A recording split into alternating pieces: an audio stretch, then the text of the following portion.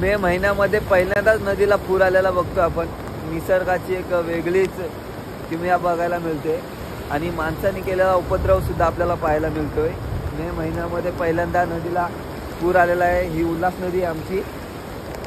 आपण बघू शकतोय की कशा प्रकारे पावसाने मे महिन्यामध्ये जे रौद्र रूप दाखवलेलं आहे ते बघूयात. आपण बघतोय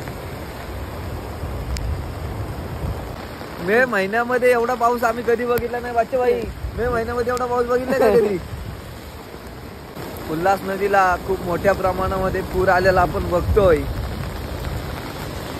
हे माणसाने केलेला उपद्रव आपल्याला दिसतोय की माणसाने अजून पण सुधारलं नाही तर मे महिन्यात का एप्रिल महिन्यात पण एवढाच जोरात पूर येईल.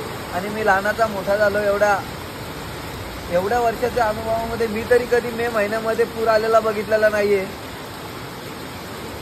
ही उल्हास नदी दिसते आपली आणि या उल्हास नदीच्या पात्राचं जे प्रमाण आपण बघू शकतो ते कमीत कमी 1 किलोमीटर पर्यंत आता गेलेलं आहे. 700-800 मीटरचं हे पात्र झालेलं आहे. आता बघू आपण इकडे संपूर्ण जो एरिया दिसतोय उल्हास नदीचा, संपूर्ण माणसाने कुठेतरी आता थांबलं पाहिजे. म्हणजे तशा प्रकारे थांबलं पाहिजे नाही. जे पृथ्वीवरती आपण ज्या नैसर्गिक क्रियेला विरोध करतोय त्या कुठेतरी आपण थांबवलं पाहिजे. नाहीतर मे महिन्यामध्ये नाही संपूर्ण वर्षभर असा पाऊस पडत राहील. बघूयात आपण. बघा काय परिस्थिती झालेली आहे. संपूर्ण शेतांमध्ये पाणी घुसलेलं इकडे.